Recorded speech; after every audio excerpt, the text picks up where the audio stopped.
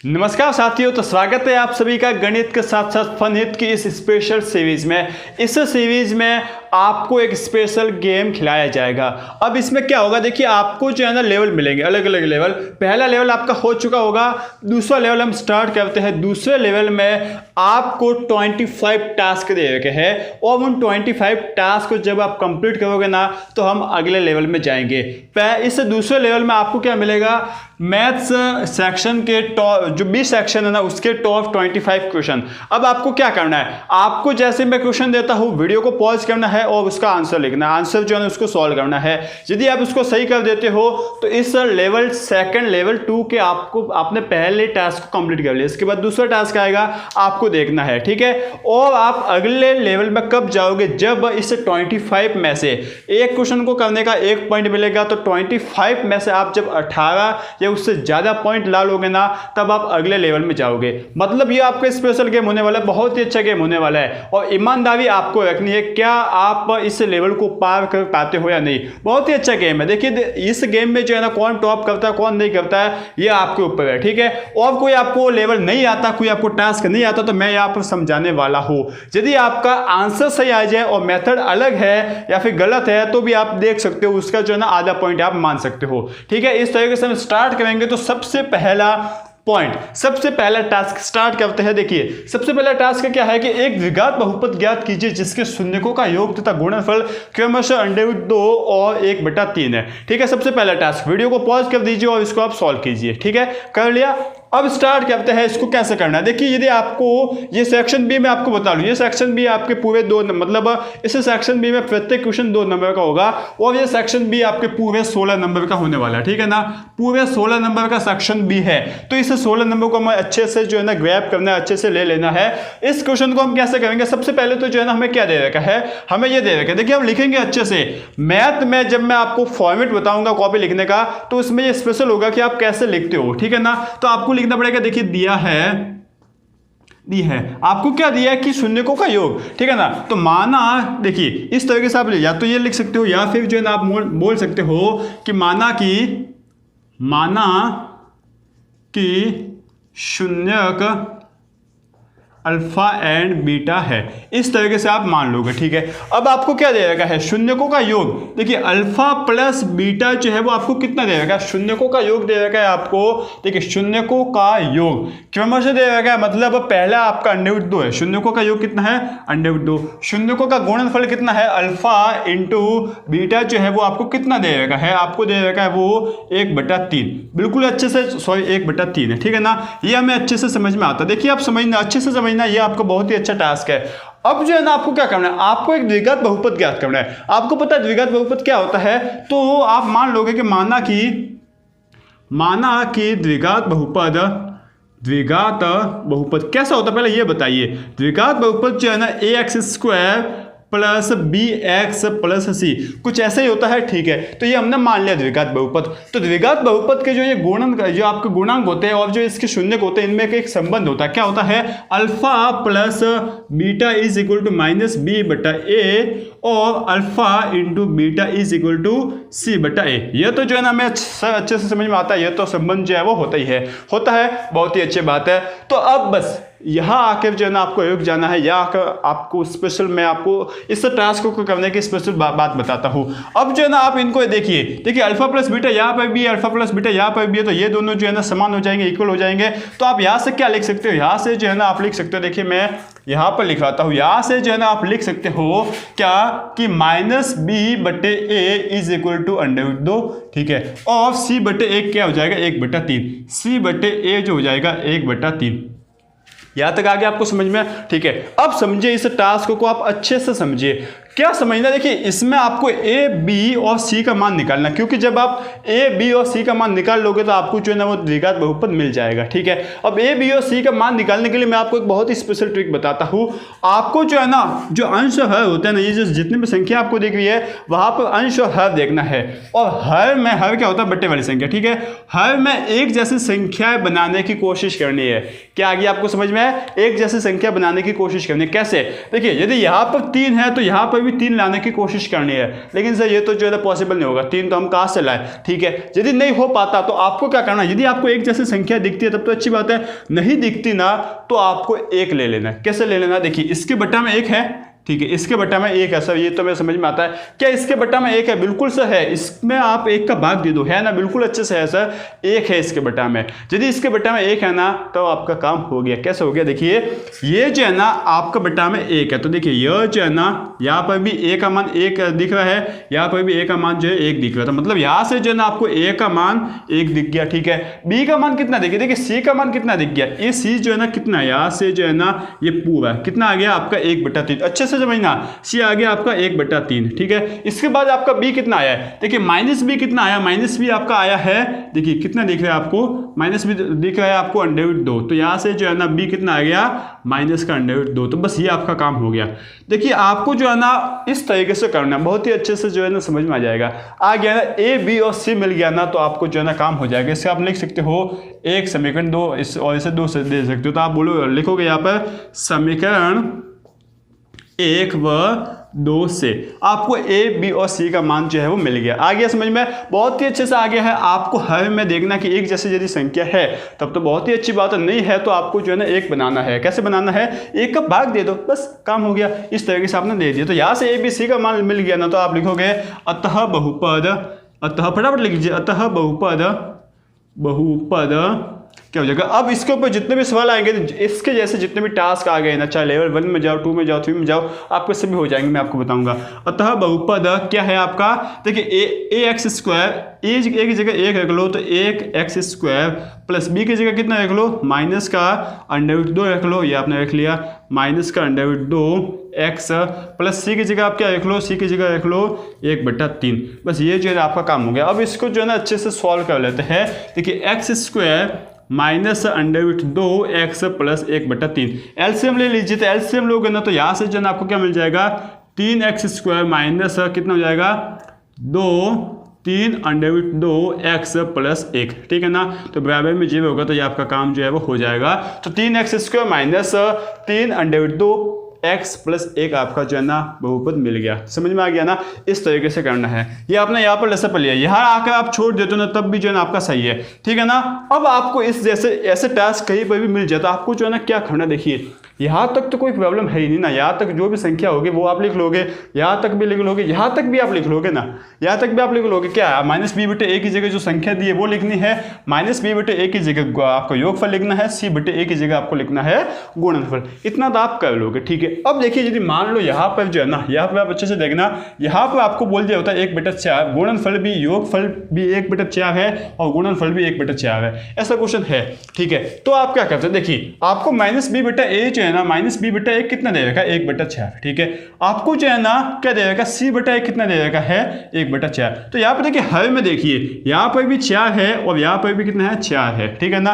तो a का मान कितना आ गया, देखिए हर में दोनों जगह समान मान, तो आपको 4 मिल गया। c का मान कितना मिल गया, देखिए यहाँ पर कितना मान मिल गया, c का मान 1 और b का मान कितना मिल गया 1, तो यहाँ से जो है b का मान -1 आ जाएगा। तो a b और c का मान आपको आराम से मिल गया। अब किसी बच्चे ने क्या सोचा, यहाँ पर देखिए ये सोचने वाली बात है, किसी बच्चे ने यह सोचा कि मैं तो ऐसे दिखाऊंगा, मैं तो जो है ना इसमें 1 का भाग दूंगा, किसमें, मैं तो इसमें जो है ना 1 का भाग दे दूंगा, यहाँ पर 1 का भाग दिया और इसमें भी 1 का भाग दिया, तो यहाँ से क्या होगा, देखिए a का मान यहाँ से 1 आ गया, ठीक है, देखिए यहाँ से 1 आ रहा है, देखिए यहाँ से भी 1 आ रहा है, a का मान तो 1 आ गया। यहाँ से c का मान कितना आ गया, यहाँ से c का मान जो है ना 1/4 आ गया और -b का मान जो है ना कितना आ गया 1/4, तो b का मान जो है ना वापस -1/4 आ गया। इतना समझ में आता है। देखिए दोनों बात एक ही है, या तो आप ये करो या ये करो, दोनों बात एक ही है, आपके कन्फ्यूजन में ना हो, इसलिए मैं आपको समझाता हूँ। अब देखिए यहाँ से जो है ना a b और आपका द्विघात बहुपद क्या आएगा, a की जगह आप क्या लिखोगे, a की जगह लिखोगे 4x² प्लस b की जगह क्या लिखोगे -1 x प्लस c की जगह क्या लिखोगे 1, ठीक है। तो यहाँ से आपको मिल गया 4x² माइनस का x प्लस 1, इतना आया समझ में, बिल्कुल सही अच्छे से हमें आ रहा है। तो यहाँ पर देखिए यहाँ पर जो है ना a की जगह आप क्या लिखोगे 1x², b की जगह क्या लिखोगे, b की जगह लिखोगे माइनस का, देखिए -1/4 एक्स, ठीक है। इसके बाद जो है ना सी की जगह क्या लिखोगे 1/6। अब आप लसअप पर ले लीजिए, तो देखिए यहाँ पर 1 है, यहाँ पर 6 है और यहाँ पर भी 4 है, तो लसअप पर कितना आ जाएगा 4, ठीक है। 1 में 4 में 1 का भाग दिया तो 4 आ गया, 4 को 1 से गुणा किया तो 4x स्क्वायर आ जाएगा, माइनस का कितना आ गया देखिए 4 में 4 का भाग दिया तो 1 आ गया और 1 को 1 से गुणा किया तो 1 ही आ जाएगा, तो माइनस का x प्लस का 1, ठीक है। तो यहाँ से जो है ना आपको यही मिल रहा है 4x स्क्वायर माइनस का x प्लस का 1, तो दोनों की बात जो है ना वो एक ही है, कोई इसमें जो है ना प्रॉब्लम है नहीं, कन्फ्यूजन वाली बात है नहीं। आगे समझ में बहुत ही अच्छे से सर हमें आगे यह टास्क तो जो है ना हम कभी भी नहीं भूलेंगे, यदि नहीं भूलेंगे तो दूसरा टास्क आपके सामने है। दूसरा टास्क आपके सामने मैं आपको क्वेश्चन देता हूँ, फटाफट जो है ना आप कीजिए।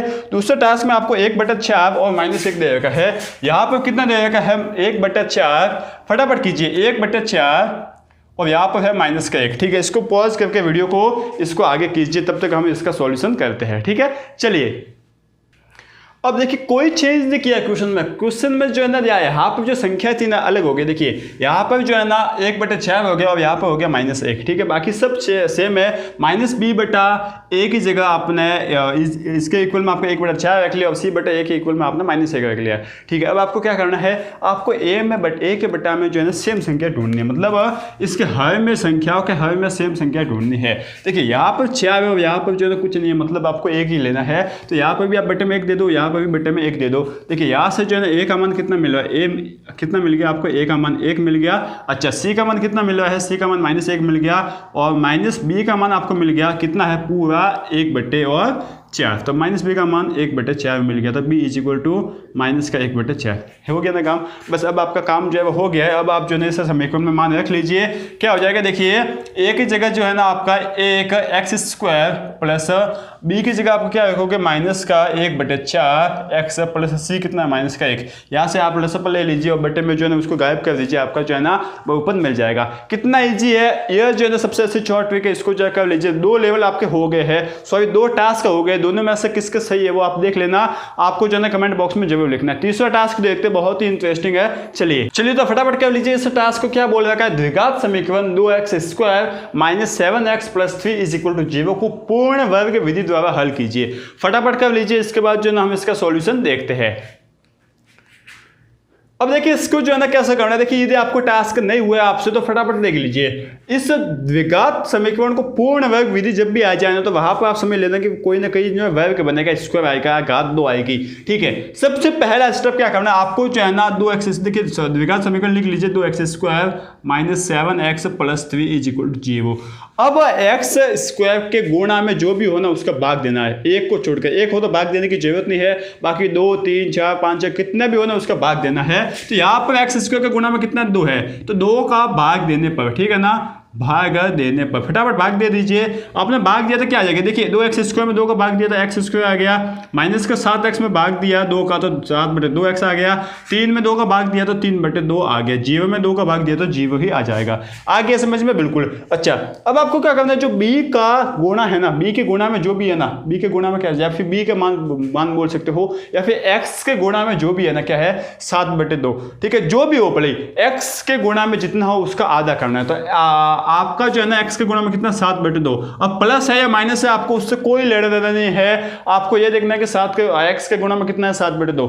इसमें जो है ना आप 2 का भाग दे दीजिए, 7/2 है, इसमें आप 2 का जो है ना भाग दे दीजिए। कैसे दोगे, देखिए 1 हो जाएगा तो कितना आ जाएगा 7 × 1 और 2 × 2 आ जाएगा, ठीक है ना। यहाँ से तो आ जाएगा आपका 7/4 आ गया ना, ठीक है। क्या किया है, जो x के गुणा में है ना उसमें आपका 2 का भाग दिया है, आधा किया, आधा मतलब समझ सकते हो ना 2 का भाग देना है, हो गया। अब जो है ना आपको क्या करो, इसका स्क्वायर कर दो, ठीक है ना। ये आपकी ये देखिए ये आपका जो है ना पहला स्टेप है, ये आपका दूसरा स्टेप है।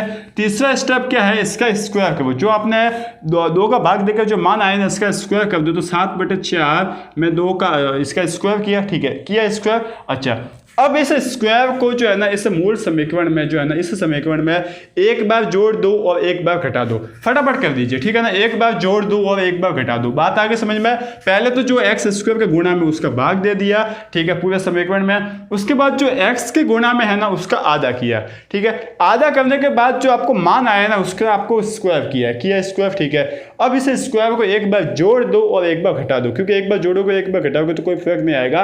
5 थे उसमें 2 जोड़ा 2 घटाया तो बात तो वही है ना, 5 के 5 रहेगा, ठीक है। तो आपने क्या लिखा, आपने x² -7/2 x प्लस, ठीक है ना, आपको अब आकर क्या आ गया 7/4 का होल स्क्वायर। इसके बाद जो आपका क्या आ गया माइनस, देखिए एक बार 7/4 को जोड़ दिया तो एक बार आप घटा दीजिए, 7/4 का स्क्वायर माइनस कर दिया, ठीक है। इसके बाद अब आपका क्या बचा 3/2। इतना आपको समझ में आता है ना, बस क्या कुछ नहीं किया, इसको जो है ना एक बार जोड़ा है देखिए, और इसको एक बार घटाया है, आगे समझ में। और जो जोड़ते जो प्लस वाला है ना वो यहीं पे रखना। अब यहाँ पर देखिए, यहाँ पर आपको देखना है, और यहाँ से आपको लेना है x, और यहाँ से आपको लेना है 7/4, ठीक है ना। इतना आपको समझ में आता है, और इसके ऊपर लिखना है स्क्वायर, आगे समझ में, ठीक है ना। प्लस वाला ये जो जोड़ते हो ना वो प्लस वाला लेना है, ठीक है। अब यहाँ पर प्लस रखे या माइनस रखे, उसके लिए जो है ना जो x के गुणा में ना उसका आगे कौन सा निशान है वो आप देख लेना। यदि माइनस का निशान है तो आप माइनस यहाँ पर ले लो, आगे समझ में, ठीक है। मतलब ये 3 तो जो है ना गए, 1 2 और 3, अब पीछे की कौन से बचे, ये बचे, ठीक है। इसको आप हल कर लीजिए, देखिए 7 का स्क्वायर कितना होता है 49, और 4 का स्क्वायर होता है 16, ठीक है, प्लस 3/2। इसको आप जो है ना हल कर लीजिए, इसका लसापा ले लीजिए एक बार, इसको ऐसे चलने देते हैं, ठीक है। 7/4 का होल स्क्वायर माइनस का, देखिए यहाँ पर जो है ना कितना हो जाएगा, देखिए ये माइनस इसका आ गया, तो आपका जो है ना हो जाएगा कितना 16, और 2 का लसापा 16 आ गया, ठीक है। इसके बाद देखिए 16 में 16 को भाग देता आ जाएगा 1 ही आ जाएगा, आगे बात समझ में।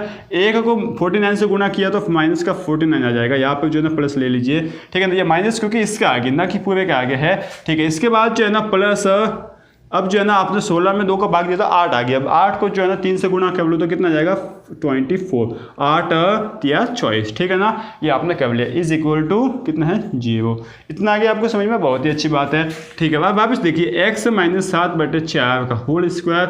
अब देखिए 49 में से आपको जो है ना 49 माइनस के और 24 प्लस के, तो आप जो है ना कितना आ जाएगा यहाँ पे 25 आ जाएंगे, आगे समझ में। माइनस के क्योंकि बड़ी संख्या के आगे माइनस हो, तो माइनस का 25 25/16 इज इक्वल टू 0, ठीक है। अब आगे आप हल कर लीजिए, और जो है ना इसको इससे ले आइए, देखिए अब आपका काम हो गया है x - 7/4 का whole square is equal to 25/16। अब जो है स्क्वायर को इस साइड लेकर आ जाइए तो क्या हो जाएगा आपका x - 7/4 इज इक्वल टू √ 25/16। 25 का अंडर कितना होता है और 16 का कितना होता है, तो ±5/4 आ जाएगा x - 7। एक बार आप x प्लस का ले लीजिए, ठीक है ना, प्लस की संख्या लीजिए तो x - 7 इज इक्वल टू 5/4, और एक बार माइनस का लिया तो x/7 is equal to minus का 5/4। इतना आपने कर लिया, तो यहाँ से जो है ना 7 को इससे ले आइए तो x is equal to 5/4 plus 7, और यहाँ से x का मान कितना आ जाएगा माइनस का 5/4 और ये प्लस का 7, ठीक है। इसको आप हल कर लीजिए, आपका जो है ना x के 2 मान आ जाएंगे। x के 2 मान क्यों है, क्योंकि जो है ना यहाँ पर x स्क्वायर है, x की घात 3 होता था, x के 3 मान आ जाते हैं। इस तरीके से ये आपका टास्क 3rd था, ठीक है ना। देखिए अच्छे टास्क मिलेंगे, बहुत ही अच्छे आपको टास्क मिलने वाले हैं। अब हम बात करते हैं टास्क नंबर 4 की, ठीक है। चलिए, तो अब आपका चौथा टास्क क्या है देख लीजिए। k के ऐसे मान ज्ञात कीजिए जिसके लिए द्विघात समीकरण kx² प्लस 2x प्लस 1 के मूल वास्तविक और भिन्न हो, ठीक है ना। यह जो है ना आपका टास्क है, फटाफट वीडियो को पॉज कीजिए और इसको सॉल्व करने की कोशिश कीजिए। चलिए, तो अब जो है ना आपको इस टास्क में क्या बोलेगा, फटाफट देखिए। आपको इसके k के ऐसा मान आपको ज्ञात करना है जिसके लिए इसके मूल जो है ना, जितने भी मूल आए वो वास्तविक भी आए और भिन्न भी आए, ठीक है। तो इसके लिए जो आपको पता है कि जब वास्तविक का जब मूल जो है ना, देखिए आपको लिखना पड़ेगा जब मूल वास्तविक और भिन्न हो, ठीक है ना, और भिन्न हो, तब जो है ना क्या होता है, तब d क्या होता है > 0 होता है। ये तो जो है ना आपको पता ही है, जब मूल वास्तविक और भिन्न हो तब जो d जो होता है ना वो क्या होता है > 0 होता है। इतना आपको समझ में आता है। अच्छा, d क्या होता है, d होता है b आपका क्या होता है b² माइनस का 4ac is equal two is > 0, यही होगा आपका, ठीक है। इतना आपको समझ में आता है। देखिए जब वास्तविक और भिन्न हो तब तो d > 0 होता है, जब मूल वास्तविक भी हो और समान भी हो तब d का मान 0 के बराबर होता है, और जब d जो है ना वो काल्पनिक हो तब d का मान <0 से कम होता है, <0 होता है, ठीक है ना, ठीक है। अच्छा, अब इस समीकरण को देखिए, यहाँ से जो ना आपको b कितना दिख रहा है 2 दिख रहा है, ठीक है ना, b दिख रहा है 2, तो 2 का स्क्वायर 12 माइनस 4a, ए आपको कितना देखा है के दिखा है, ठीक है ना, और सी आपको कितना देखा है 1, ठीक है, ये आपका 0 से बड़ा होगा, तो 2 का स्क्वायर कितना हो जाएगा 4 minus 4k is greater than 0। इतना आपको आ गया समझ में। अब इस के को इस तरह ले आइए तो 4 इज ग्रेटर देन 4k, इतना आपको आ गया समझ में। तो यहाँ से जो है ना आपको क्या आ जाएगा, यहाँ से आपको ये समझ में आता है कि आपने 4 का भाग दे दिया, 4 को इस तरह ले आए तो 4/4 इस ग्रेटर देन के हो जाएगा, ठीक है। तो 1 ग्रेटर देन के, देखिए 1 जो है वो के से बड़ा है, इसका उल्टा क्या हो जाएगा कि के जो है ना वो 1 से छोटा है, ये हो गया ना भाई। के 1 जो है वो के से बड़ा है, इसका उल्टा क्या हो जाएगा, देखिए यह जो मुंह जिस साइड होता है ना, इसका मुंह जिस साइड खुला होता है ना वो होता है बड़ा। तो यदि 1 के से बड़ा है, इसका उल्टा क्या हो जाएगा कि 1 के से के जो है वो 1 से छोटा है, तो बस इस के 1 से छोटे के लिए इस द्विघात बहुपद, द्विघात समीकरण के जो मूल होंगे ना वो वास्तविक और भिन्न होंगे। यह इसका जो है ना आंसर था। किस किस का सही हुआ कमेंट बॉक्स में जरूर लिखना कि इस लेवल 2 के टास्क 4 का आंसर भी जो है ना मेरे सही हुआ है, ठीक है। 18 प्लस आपको जो है ना पॉइंट लाना है। अगला टास्क करते हैं, टास्क नंबर 5, बहुत ही अच्छा टास्क है। चलो तो ये आपका है 5वां टास्क, क्या है, समांतर श्रेणी 3, 15, 27, 39 ... का कौन सा पद 639 है, ठीक है, फटाफट कीजिए इसको। अब देखिए इसका सॉल्यूशन जो है ना क्या होगा, देखिए आपको जब भी समांतर श्रेणी बोल दी जाए ना तो आप 3-4 चीज देखना। पहला आपको पहला पद देखना, आप उसके बाद डी देखना, एन देखना और ए एन देखना, 4 चीज देखना, आपका काम जो है वो हो जाएगा, ठीक है। यहाँ पर आपको बोला कि कौन सा पद, ठीक है ना। अब देखिए जब भी आपको पद बोल दिया जाए ना, कौन सा पद, कैसा पद जब भी आ जाए ना, तब आपको यही सोचना है कि वो आपका एन का मान होगा, ठीक है। एन का मान आपको पूछा कौन सा पद, कौन सा एन, ये आपको पूछा है, ठीक है। एन का मान आपको जो है वो निकालना है। अच्छा तो आपको क्या दे रखा है, आपको दे रखा है ए जो है ना कितना होता है पहला पद, ठीक है 3। इसके बाद जो है डी कितना होता है आपको जो है ना इनका अंतर, मतलब कितना आ रहा है, देखिए 15 में से 3 के 12 आ रहा है, 27 में से 15 गए तो 12 आ रहा है, ठीक है। तो आपका डी जो है ना 12 आ गया। एन जो है ना आपको पूछा है तो आपको जो है ना क्या दे रखा है, अब आपका क्या बचा, ए एन बचा, ठीक है, क्योंकि आपको वो समीकरण पता ही है, जो आपका सूत्र है वो क्या होता है, a + n - 1 × d होता है। तो डी आपको पता है, एन आपको निकालना है, ए आपको जो पता है, तो अब आपको ये जो दे रखा है वो क्या है, ए एन है, ठीक है ना। ए एन कितना है 639, ये जो है ना आपको दे रखा है। फटाफट आप इसमें मान रख लीजिए, आपका काम हो जाएगा। 639 = ए आपका कितना है 3 + n - 1 × d आपका कितना है 12, ठीक है। इसको फटाफट कीजिए, देखिए 639 -3 =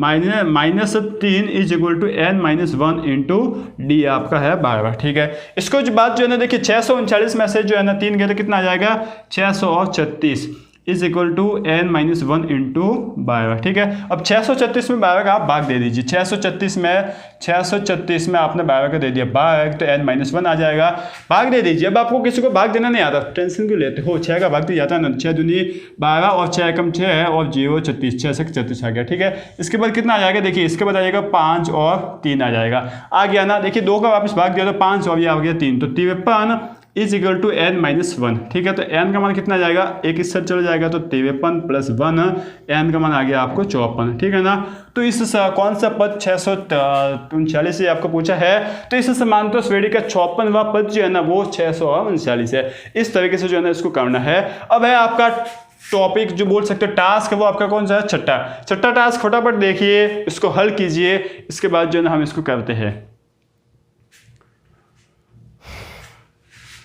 अब देखिए इस टास्क में आपको क्या बोला है कि समांतर श्रेणी जो है ना 7, 13, 19 ... 205 में पदों की संख्या जो है ना कितनी, देखिए पदों की संख्या कितनी, मतलब एन नहीं पूछा है, आपको टेंशन लेने की जरूरत नहीं है। तो ये आपको कितना देगा, देखिए समांतर श्रेणी क्या है 7, 13, 19 ... 205, ठीक है। इसके बाद आपको ए दे रखा है 7, आपको जो है ना डी दे रखा है, देखिए गैप निकालिए, 13 में से 7 गए तो कितना आ जाएगा 3 और 3 6, ठीक है। 19 में से 13 गए तो कितना आ जाएगा 6, तो डी जो आपको मिल रहा है 6। इसके बाद जो है ना आपको एन ज्ञात करने का बोला है, और जो सबसे लास्ट में होता है ना किसी समांतर श्रेणी के सबसे लास्ट पद, वो आपका होता है ए एन, ठीक है ना। तो ए एन कितना है आपका 205, ठीक है। एन का मान जो है ना आप आराम से निकाल सकते हो, क्योंकि ए एन जो है ना क्या होता है, ए एन होता है a + n - 1 × d। ये तो हमने अच्छे से घोल रखा है, अच्छे से पी रखा है। तो जो है ना देखिए ए एन का मान आपका आ गया 205, ठीक है। ए का मान आपको मिल गया 7 + n - 1 × d का मान आपको कितना मिल गया 6 मिल गया, ठीक है ना। अच्छी बात है, हम इसको रख लेते हैं, ठीक है। अब सबसे पहले देखिए ये भी आपको डाउट आ सकता है कि इसको ले जाए इसको ले जाए, तो सबसे पहले आपको प्लस वाली संख्या इस साइड जाती है, तो 205 से जो है ना यहाँ पर पहले से थे, यहाँ पर आगे 7 तो माइनस का 7 हो गया, तो n माइनस 1 इंटू 6, ठीक है। 205 में से 7 करें कितना आ जाएगा, 198 आ जाएगा, ठीक है ना। 198 is equal to n minus 1 into 6, ठीक है। अब यहाँ से क्या हो जाएगा, 198 जो है ना इसमें आपका 6 का भाग आ गया is equal to n minus 1, ठीक है। आप 198 में 6 का भाग दे दीजिए, तो 6 कम 6 6 12 6 3 18, ठीक है। यहाँ पर 3 आ गए, यहाँ पर 1 बच गया तो 6 3 18, यहाँ पर वापस 33 आ गया तो n माइनस 1, तो 33 plus 1 is equal to n, तो n का मान आपको आ गया 34। तो इस श्रेणी में जो है ना, इस समांतर श्रेणी में जो है ना 34 पद है। इस तरीके से ये आपके टास्क चल रहे हैं। ये थोड़े से सिंपल टास्क करते हैं, आसान से टास्क करते कर लीजिए, फटाफट कर लीजिए। इसके बाद जो है ना हम बात करते हैं टास्क नंबर 7 और 8 की। तो ये है आपका टास्क नंबर 7, फटाफट कीजिए इसको। अब देखिए इसमें आपको क्या करना है, यदि आपको 2 नंबर का प्रश्न पूछ लिया जाए ना, तो आपको लिखना है सबसे पहले कि साइन 60 डिग्री का मान कितना होता है। तो आप लिखोगे कि √3/2 साइन 60 डिग्री का मान होता है। कॉस 30 डिग्री का मान जो है ना वो कितना होता है, कॉस 30 डिग्री का मान जो है ना वो भी √3/2 होता है। इसके बाद साइन 30 डिग्री का मान जो है ना कितना होता है, 1/2 होता है। और कॉस 60 डिग्री का मान भी जो है ना वो 1/2 होता है। ये जो है ना आपको पता होना चाहिए। इसको जो है ना आप पहले लिख लीजिए, इसके बाद जो है ना इसको हल कीजिए। देखिए साइन 60 का मान √3/2 ये आपने लिख लिया, और जो है ना साइन कॉस 30 का मान भी √3/2 ये आपने लिख लिया, ठीक है ना। इसके बाद जो है ना साइन 30 का मान 1/2 ये आपने लिख लिया, इंटू कॉस 60 का मान भी 1/2 ये आपने जो है वो लिख लिया, ठीक है ना। यहाँ पर जो है ना इक्वल कर सकते हो, ठीक है। √3 इंटू √3 कितना हो जाएगा 3, 2 इंटू 2 कितना हो जाएगा 4, प्लस 1 इंटू 1 1 हो जाएगा, और 2 इंटू 2 कितने हो जाएंगे 4। अब जो ना आप यहाँ पर लसअप ले लीजिए, तो लसअप आ गया 4, 4 में 4 का भाग दिया 1 आ गया, 1 को 3 से गुणा किया 3 ही आ जाएंगे, 4 में 4 का भाग दिया 1 आ गया, 1 को 1 से गुणा किया 1 ही आ जाएगा, ठीक है।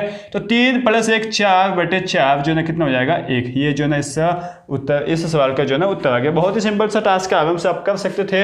यह भी बहुत ही सिंपल सा है। 2 10 30 जो है ना, टास्क को वीडियो को पॉज कर लीजिए, फटाफट कीजिए, मैं फटाफट करा रहा हूँ। 2 10 30 डिग्री बटे 1 माइनस 10 उसको 30, ठीक है ना। अब इसको कैसे करना है, देखिए आपको जो है ना 10 30 का जो है ना सबसे पहले मान लिख लेना है। 10 30 का जो है ना मान कितना होता है आपको पता होगा, 1/√3, ठीक है। अब इसके बाद क्या लिखोगे, देखिए 2 10 अच्छे से लिखना मैं आपको सिखाता हूँ, 1 माइनस 10 स्क्वायर 30 डिग्री, ठीक है ना। ये जो है ना आपको बोल रखा है। अच्छा यहाँ से जो है ना आपको करना है कि 2 इंटू 10 30 कितना होता है 1/√3, बट्टा में जो है ना 1 माइनस 10 स्क्वायर 30 डिग्री 1/√3 का होल स्क्वायर, ठीक है। इसके बाद जो है ना देखिए 2/√3 ये आपके आगे बहुत ही अच्छे से। इसके बाद जो है ना 1 माइनस 1/√3 का जो है ना कितना हो जाएगा 1/3 हो जाएगा, ठीक है। इतना आपको आप आता है समझ में। अब इसको अच्छे से कीजिए, यहाँ पर पहले आप लसअप लीजिए। तो लसअप लिया तो देखिए अच्छे से आप देखना कि ऊपर तो जो है ना 2/√3 पहले से ही है, यहाँ पर जो है ना अपना लसअप ले लिया तो आ गया 3, ठीक है। तो यहाँ पर जो है ना 1 में 3 का भाग दिया तो 3 माइनस 1 आ जाएगा, बहुत ही अच्छे से आ जाएगा, ठीक है। आगे देखिए, इसको देखिए अच्छे से देखना आप कि 2/√3 तो पहले से है, और यहाँ पर आ गया 2/3, आ गया समझ में, ठीक है। अब ये उल्टा हो जाएगा ना, उल्टा होगा तो क्या हो जाएगा 2/√3, और ये हो जाएगा देखिए 3 यहाँ पर नीचे तो 3 ऊपर आ जाएंगे, बट्टे भी 2 हो जाएगा, तो 2 से 2 तो आपका कट गया, और 3/√3 कितना आ जाएगा आपका √3 आंसर आ जाएगा। तो इसका जो है ना 10 30 ये इस जो है ना ये जो मान है ना इसका कितना आ गया आंसर जो है ना 10 square 2 10 30 degree 1 minus 10 square 30 degree is equal to √3, ये जो है ना इसका मान आ गया, ठीक है ना। अब आगे हल करते हैं हम टास्क नंबर 9 और 10। तो ये आपके अगले 2 टास्क आ गए, 9वां और 10वां टास्क, ठीक है। तो फटाफट कीजिए, आप जो है ना टास्क करते जा रहे हो। देखिए 9वां टास्क कर लीजिए, इसके बाद जो है ना हम इनका सॉल्यूशन करते हैं दोनों का।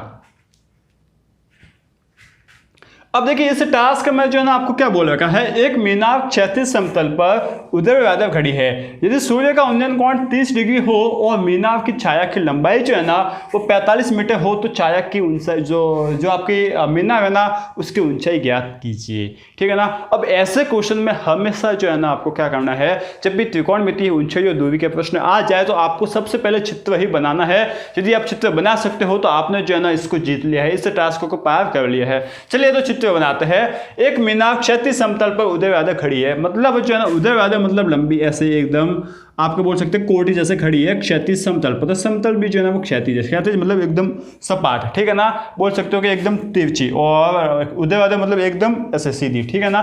इसके बाद आपको बोला है कि सूर्य का उन्नयन कोण 30 डिग्री है। सूर्य का उन्नयन कोण आप समझते हो, यहाँ से जैसे सूर्य का उन्नयन कोण जो होगा ना ये 30 डिग्री है, ये जो है ना आपका 30 डिग्री है, ठीक है ना, ये आपको बोल रखा है। और क्या बोला कि मीनार की छाया की जो लंबाई है ना, अब छाया कहाँ से होगी, देखिए ये आपका मान लो यहाँ पर सूर्य है, ठीक है ना, सूर्य कैसे होता है आप इसका पूरा डिटेल से समझते हैं। ये सूर्य है ना, तो इस सूर्य की छाया जो है ना इस साइड आएगी इसकी, तो ये इसकी आएगी छाया, ठीक है ना। मान लीजिए ये ए बी है, तो ये बी सी जो है ना इसकी छाया होगी, और यहाँ से जो है ना हम मान लिया कि उन्नयन कोण जो है ना वो 30 डिग्री है। आगे समझ में, ठीक है। अब ये बोल रखा कि ये बी सी जो है ना छाया जो है ना वो 45 मीटर है, ठीक है ना, 45 मीटर है, ये आपको जो है ना बोल रखा है।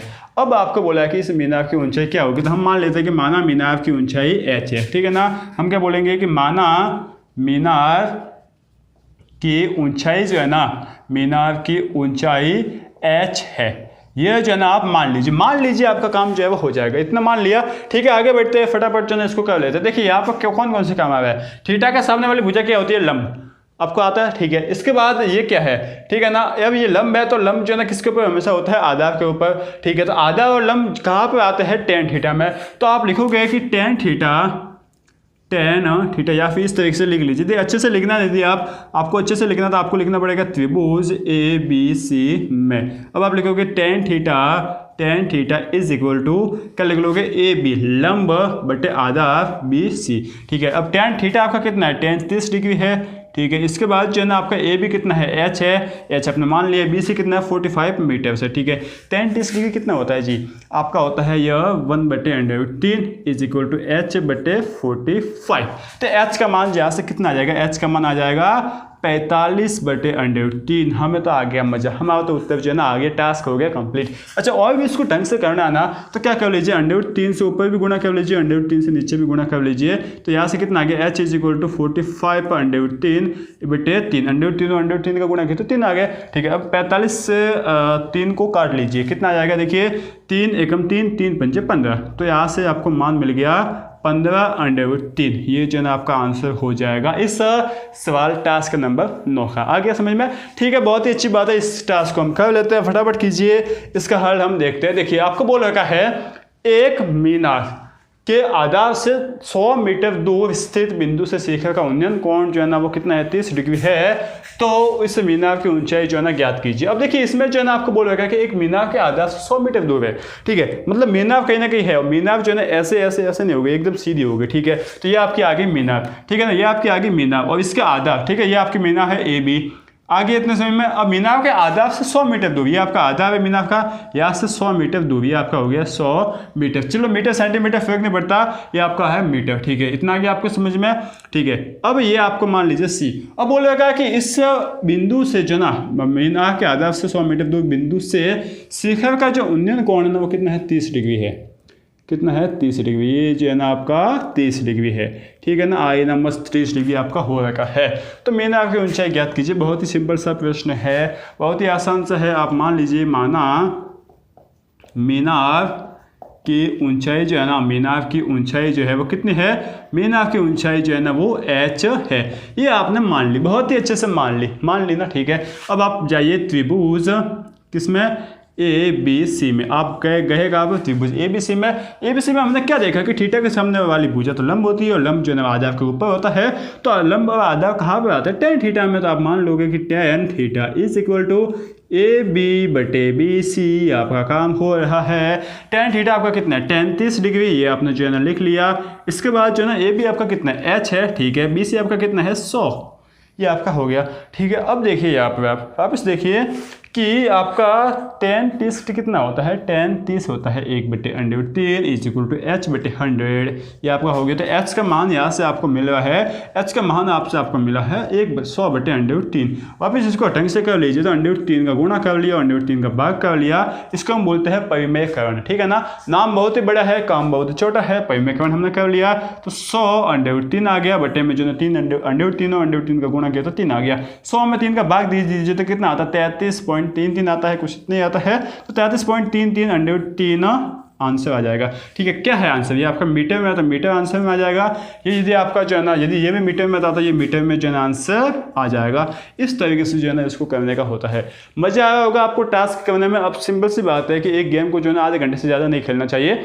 आधा घंटा हो गया आपका, ठीक है ना। इस गेम को हम 10 तक ही रखते हैं, अगले 15 क्वेश्चन अगले सेशन में कर लेंगे।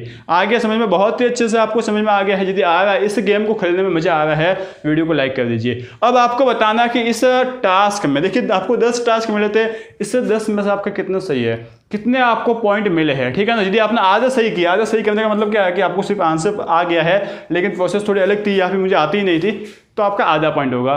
तो इस 10 पॉइंट में से आपको कितने पॉइंट मिले ये तो आप जरूर बताना ही। वीडियो अच्छा लगा है तो लाइक तो जरूर करना ही, और यदि इस चैनल पर नए आए हो तो चैनल को सब्सक्राइब करना ही, ठीक है। तब तक के लिए पढ़ते रहिए, आगे बढ़ते रहिए और बोर्ड एग्जाम में फोड़ने की तैयारी करते रहिए, क्योंकि बोर्ड एग्जाम होंगे, कैंसिल नहीं होंगे, ठीक है। Thank you.